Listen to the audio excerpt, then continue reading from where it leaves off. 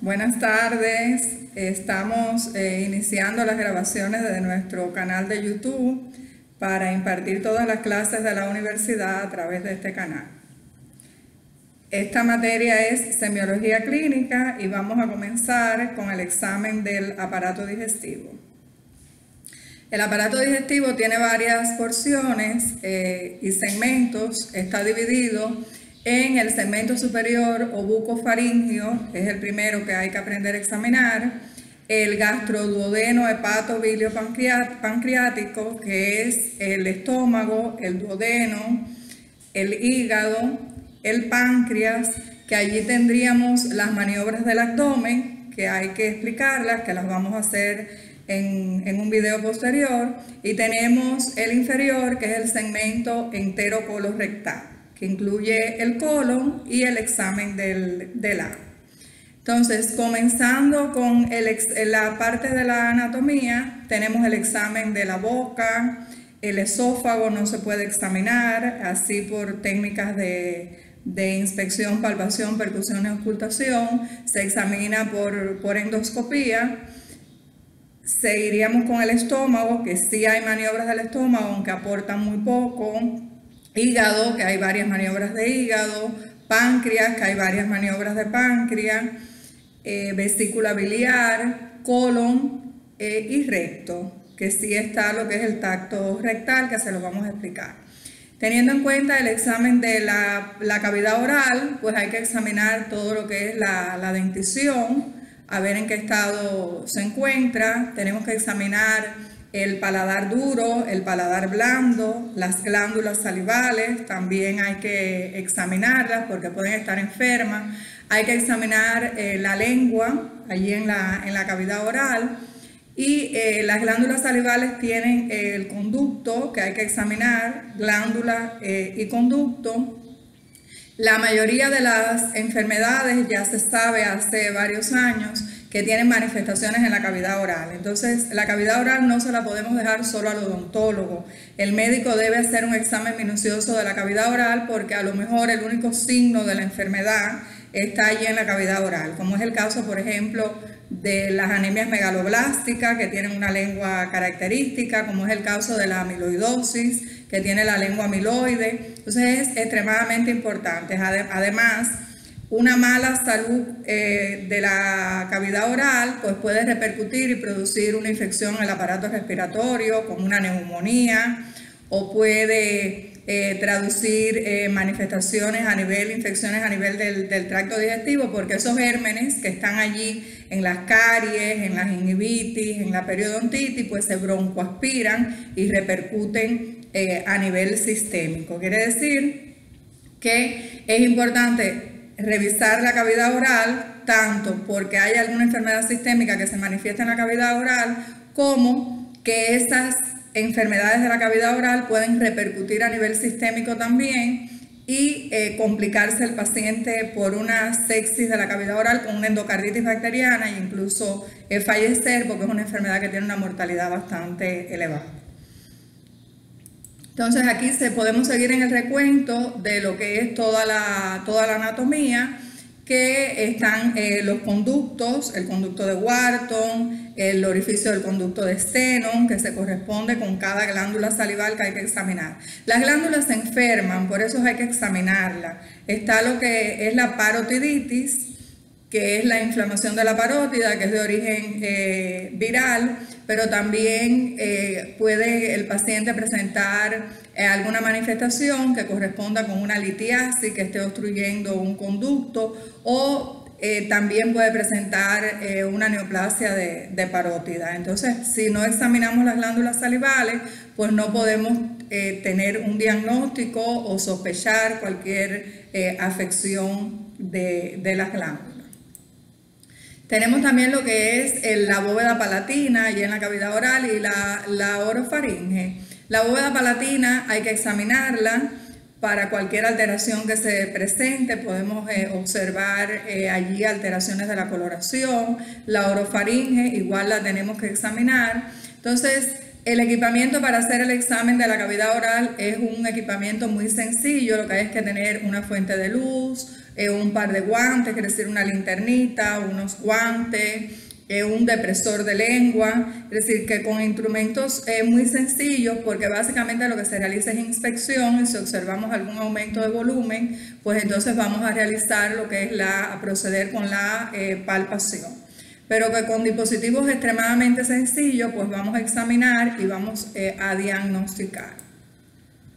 Entonces, les voy a colocar algunas imágenes de cómo se realiza el examen, por ejemplo, del frenillo de la glándula superior, de las glándulas anteriores de la lengua, todas las glandulitas que hay allí en la cavidad oral, la carúncula lingual, el frenillo del labio inferior, que hay que recordar lo que es la anatomía. En la depresión de la lengua para el examen de la orofaringe, que hay que tener un poquito de cuidado con los vómitos, porque el paciente, si colocamos mal el depresor de la lengua, pues puede vomitar, y eso es extremadamente importante, observar las imágenes de donde se coloca lo que es el depresor de lengua. Entonces, haciendo un resumen del examen de la cavidad oral, hay que examinar labios, sobre todo coloración de los labios, simetría de los labios, porque el paciente puede tener, por ejemplo, una parálisis facial y ya con la simple inspección que uno hace, pues se va a dar cuenta que tiene esta afección. La oclusión dentaria, porque la mala oclusión no se la podemos dejar al odontólogo, porque una mala oclusión puede repercutir y después el paciente tener dolor, tener manifestaciones, tener dificultad para tragar, para triturar los alimentos. Tenemos también la articulación temporomandibular, que hay que examinarla porque la ATM es una articulación que se afecta en muchas enfermedades sistémicas. Por ejemplo, se puede afectar en la psoriasis y el paciente solo tener dolor de la articulación temporomandibular, se puede afectar en la artritis reumatoide. Entonces hay que examinar la articulación temporomandibular, haciéndole inspección y palpación, porque es una de las articulaciones que más se puede ver afectadas en enfermedades sistémicas.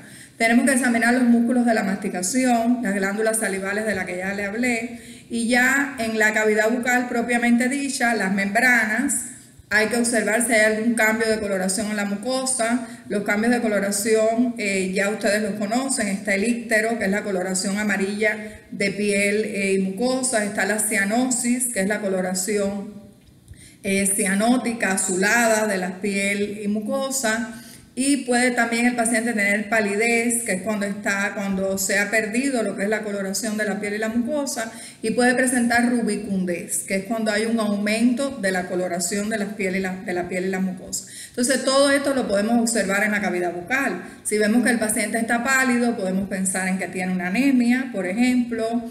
Si el paciente tiene íctero, pues podemos pensar en alguna enfermedad hepática o en alguna anemia, en dependencia de la semiografía, de la coloración del tinte que tenga el íctero.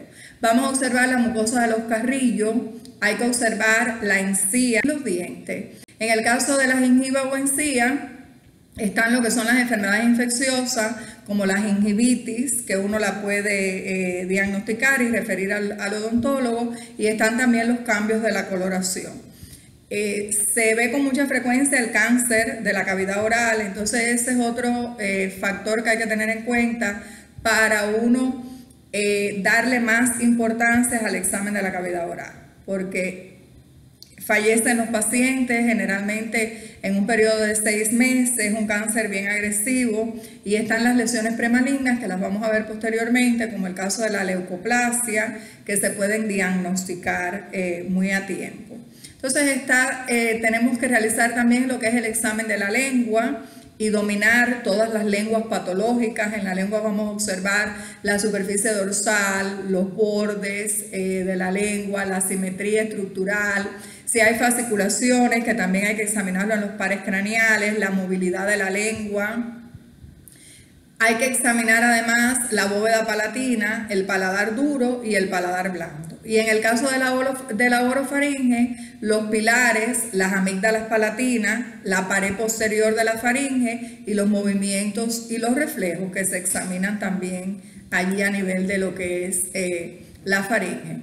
Entonces, tenemos algunas imágenes de la mucosa labial y la gingiva, del examen de la mucosa yugal y del examen del conducto de seno, del examen de la cara dorsal de la lengua, que es simple, solo necesitamos una gasa, un par de guantes, el examen de los bordes laterales de la lengua para observar si hay alguna alteración a nivel de la lengua, alguna tumoración, alguna leucoplasia. Hay varias lenguas patológicas que quisiéramos que ustedes se aprendieran para que sean capaces de identificarlas y pensar en enfermedades sistémicas con manifestaciones en la cavidad oral. Sí, ya les dejé claro que los signos que podemos observar en la cavidad oral pueden formar parte, en la mayoría de los casos, de enfermedades que no se limitan a la cavidad oral, sino enfermedades que pueden ser de cualquier órgano o sistema. Tenemos la lengua amiloidea, que es la lengua de la amiloidosis, y a lo mejor esa es la única manifestación que tiene el paciente, una lengua amiloide, y desde que uno la observa, que son unas vesículas muy peculiares que se presentan en todo el borde de la lengua, pues hay que pensar en amiloidosis. Tenemos la leucoplasia de la lengua, que es una lesión premaligna, como su nombre lo indica. Si no se trata a tiempo, si no se vigila, se puede convertir o puede ser un cáncer de la cavidad oral. Toda lesión que permanece en la boca por más de 21 días es una lesión que hay que realizarle una biopsia. Entonces eso hay que tenerlo claro. Si uno, por muy seguro que esté de que es una leucoplasia, si tiene más de 21 días, se ha impuesto tratamiento, es un fumador, pues lo correcto es realizar una biopsia. También podemos observar en la cavidad oral lo que es la leucoqueratosis nicotínica, que van a presentar, como su nombre lo indica, los pacientes fumadores crónicos. La leucoqueratosis nicotínica son lesiones muy peculiares que hay que ser capaces de identificar. Los pacientes fumadores, aunque tengan una gingivitis y una periodontitis, la nicotina le crea una capa protectora a nivel de la mucosa y no sangran. Entonces eso es algo importante, porque uno vea que la cavidad oral no sangra, aunque la mucosa esté inflamada, eso te habla a favor de que es un fumador, y el fumador no va a sangrar aunque tenga incluso movilidad dentaria por una periodontitis. La periodontitis es la infección del periodonto, que es el tejido que sostiene el diente. Es decir, la gingiva es la encía y hay un tejido un poquito más profundo que es el que le da el sostén al diente, que es el periodonto. Entonces ese periodonto, cuando esa gingiva se inflama de etiología infecciosa, está infectada, es superficial, pero si abarca ya el periodonto, pues es una infección bien profunda, que incluye lo que es movilidad dentaria y pérdida de lo que es la dentadura. Entonces, esos pacientes fumadores pueden tener una periodontitis, es decir, la infección del tejido del sostén del diente, y no sangrar. Eso hay que tenerlo claro. Está la lengua saburral, que es una lengua que se observa sucia, pero no porque el paciente sea sucio. Se observa sucia porque corresponde, es la lengua de las enfermedades infecciosas. Paciente que tiene una fiebre tifoidea, que tiene una leptospirosis, que tiene una meningoencefalitis viral o bacteriana, pues la lengua se va a comportar como la de la imagen, que es una lengua saburral. Tenemos la lengua geográfica. La lengua geográfica está considerada por algunas literaturas como una lengua fisiológica, pero hace varios años hicieron unos estudios en Turquía donde se llegó a la conclusión que pacientes con enfermedades del aparato digestivo como la colitis ulcerativa idiopática coincidían que tenían además una lengua geográfica. Entonces eso es algo importante para uno tener en cuenta, que se puede comportar como que el paciente tenga la lengua geográfica y no tenga ninguna patología, pero igual que hay que tener en cuenta si es un paciente que tiene una lengua geográfica y tiene procesos de diarrea crónica o diarrea persistente, hay que pensar en enfermedades del tracto gastrointestinal. Tenemos la lengua negra vellosa, benigna, es fisiológica, no se asocia a ninguna patología, pero el paciente tiene vellos en la lengua. Está la escrotal, benigna o fisurada, que es una lengua, se llama escrotal porque se compara con el escroto del hombre, tiene mucha fisura, se le dificulta al paciente mucho lo que es la alimentación, pero no se asocia con ninguna patología. Está la lengua de la riboflavinosis, que es una lengua magenta, roja oscura. Se dice que es una lengua depapilada, lisa, con color carne roja, carne de vaca, que es la lengua que corresponde con la riboflavinosis. Entonces, si uno observa a un paciente con una lengua roja, depapilada, pues hay que pensar que tiene un déficit de riboflavina. Está la lengua de la pelágara también, que no se observa en el país, pero hay que dominarla, que es la lengua que se produce cuando un paciente tiene un déficit de niacina, que es la vitamina B3. La lengua se va a observar parda, rojiza, con aspecto de cuero, de piel, de zapato. Las papilas están aplanadas. Esto es una enfermedad que el paciente cursa también con diarrea bastante frecuente y tiene esa característica en la lengua. Y tenemos la glositis de Müller-Hunter, que es muy característica de la anemia perniciosa, del déficit de vitamina B12. La glositis de Müller-Hunter, vamos a observar que el paciente tiene palidez cutáneo-mucosa y además tiene una lengua roja, lisa, despapilada. Siempre que observamos una lengua roja, lisa, despapilada, pues hay que pensar en déficit de vitamina B12.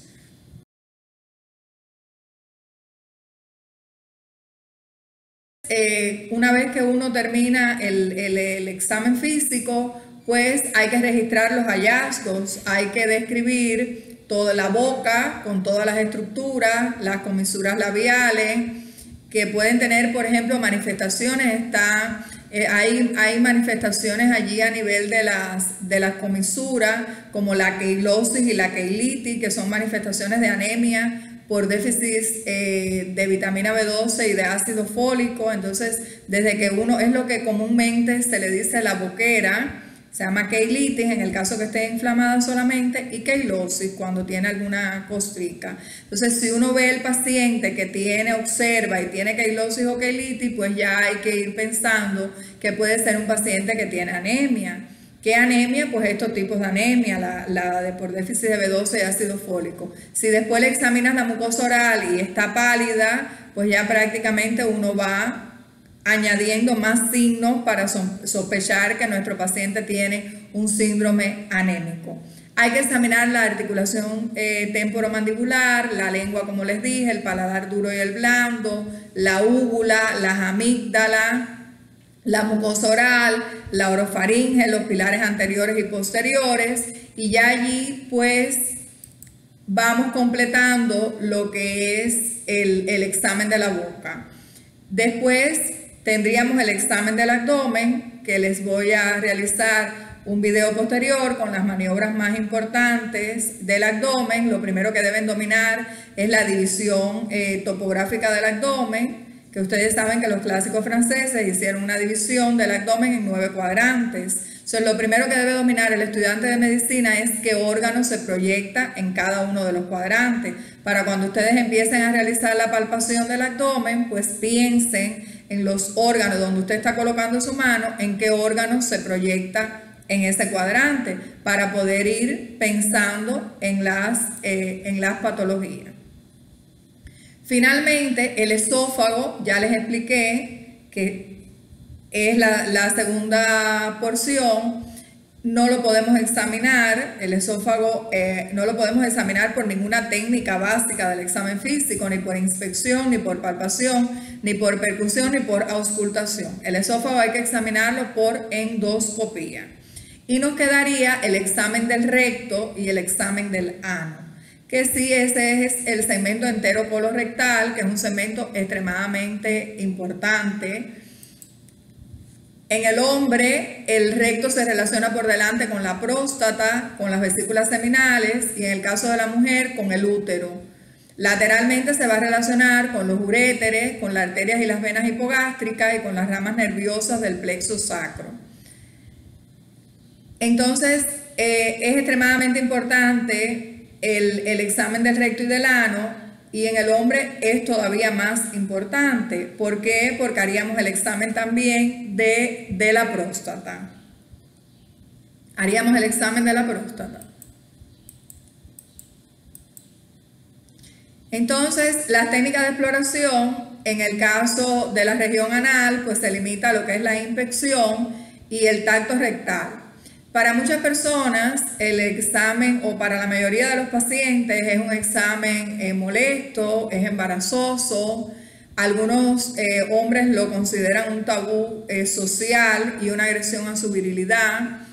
Entonces, el examinador debe actuar con seriedad, con ética, como en cualquier otra parte del examen físico. Se debe establecer una atmósfera agradable con la privacidad necesaria para el paciente. Se le debe ofrecer explicaciones simples sobre el proceder y la necesidad del mismo y brindarle confianza y seguridad. Sin manifestaciones verbales o extraverbales que obstaculicen la realización del examen, violen la ética o se produzca lo que es una iatrogenia. Se le debe explicar además algunas sensaciones que se pueden presentar, como es el caso de la urgencia de defecar cuando se palpa el canal anal y el recto distal, y se le debe advertir al hombre que puede sentir urgencia de eyaculación cuando se palpe la próstata. Quiere decir que todo esto hay que explicárselo muy bien claro al paciente. Antes de comenzar el examen, es recomendable sugerirle a la persona que vaya al baño a vaciar su vejiga.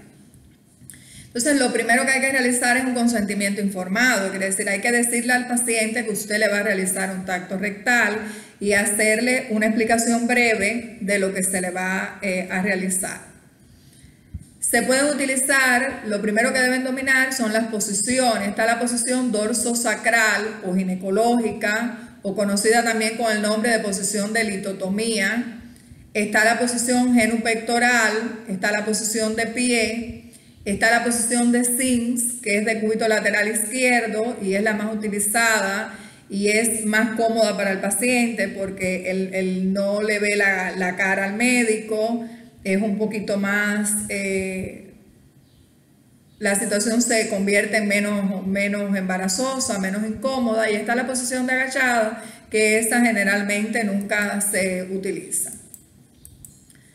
Entonces, ya saben que la de cúbito lateral izquierdo, la de Sim, es la más utilizada.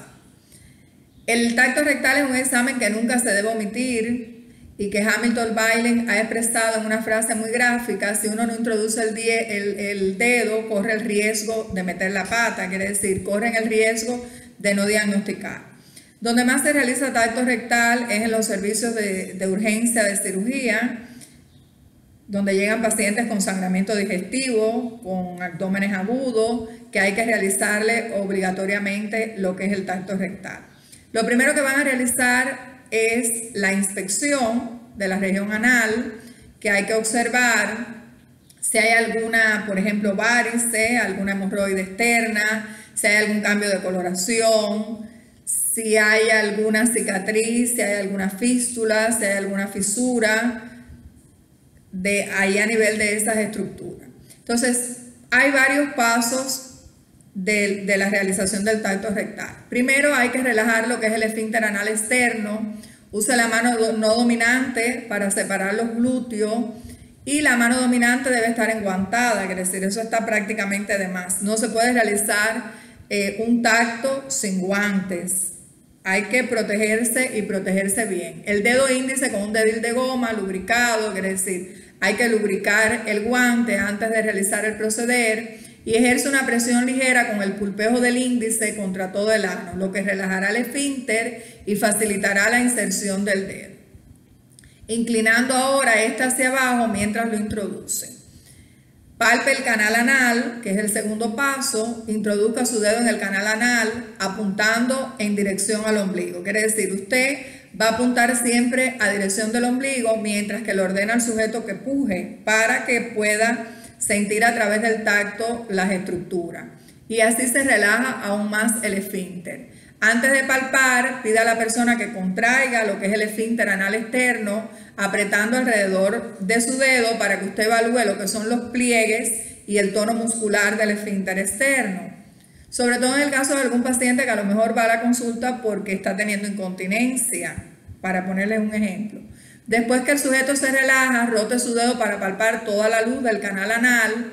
Para el examen, si la persona experimenta dolor o se queja o tiene alguna molestia, el esfínter externo debe permanecer cerrado hasta que la contracción voluntaria de los músculos elevadores, como ocurre con la defecación, sea la que los abra. Dice, un buen tono muscular está presente si la persona puede contraer voluntariamente el esfínter alrededor del dedo del examinador. El tercer paso es palpar los músculos elevadores del ano. Dice, avance su dedo dentro del canal anal, palpe los músculos elevadores del ano en la unión ano-rectal en las regiones posterolaterales de la pared. Los elevadores del ano desempeñan un papel importante en lo que es el control intestinal y pueden ser difíciles de palpar, pero deben ser lisos y firmes.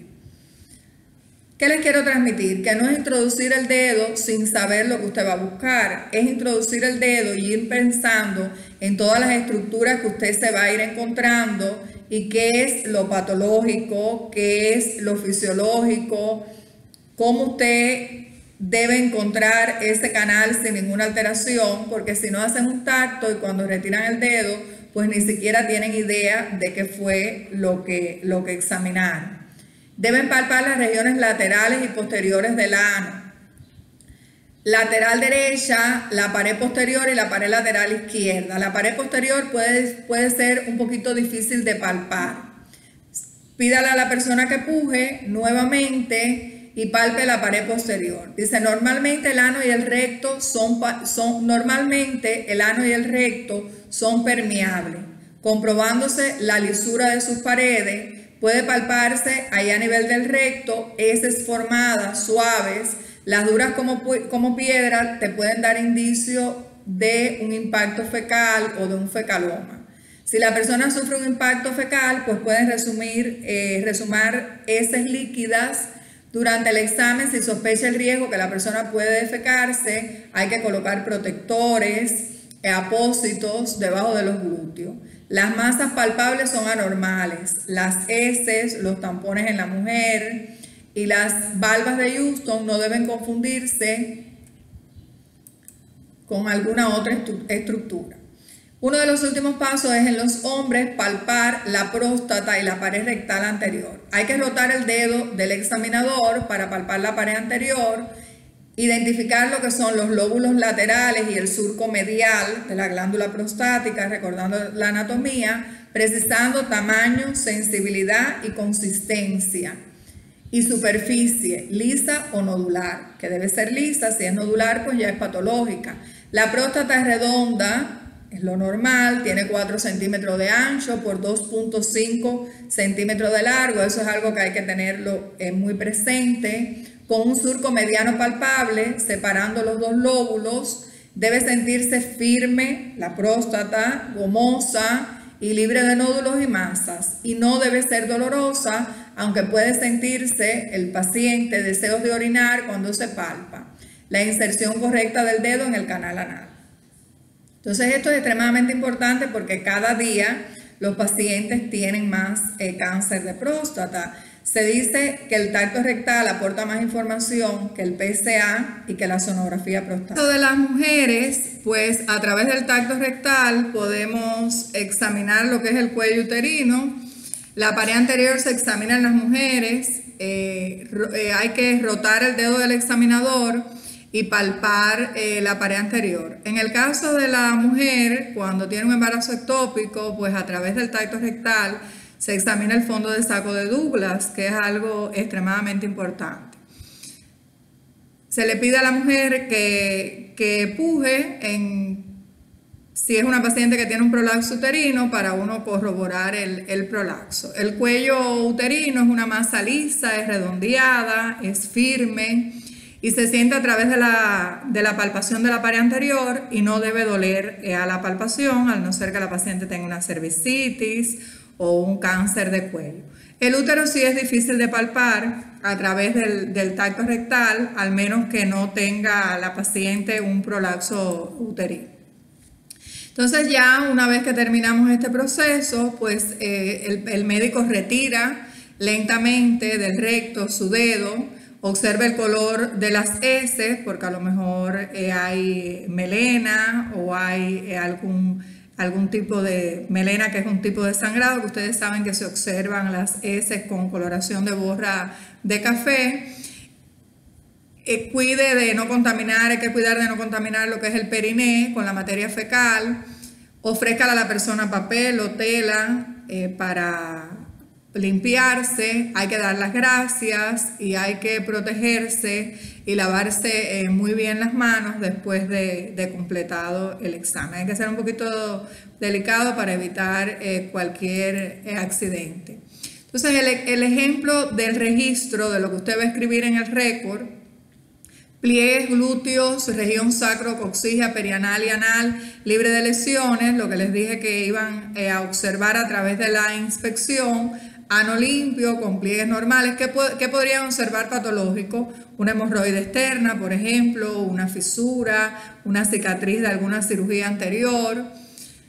No hemorroides externas ni otras lesiones. Tacto rectal. ¿Qué van a escribir del tacto rectal? Esfínter externo de buen tono, recto ocupado por pequeña cantidad de heces, paredes lisas, no hemorroides internas, porque si hay alguna hemorroide interna, pues hay que describirlo. No masas ni dolor, en el caso de los hombres. Próstata lisa, firme, no dolorosa y sin masas y del tamaño adecuado, que es 4 por 2 centímetros, que ya se los expliqué anteriormente. El guante sale manchado de heces de color normal, no sangre ni otras secreciones, porque si hay algún proceso infeccioso, pues el paciente puede presentar secreciones. Pues muchas gracias por la atención y el próximo video será de los síntomas del aparato digestivo.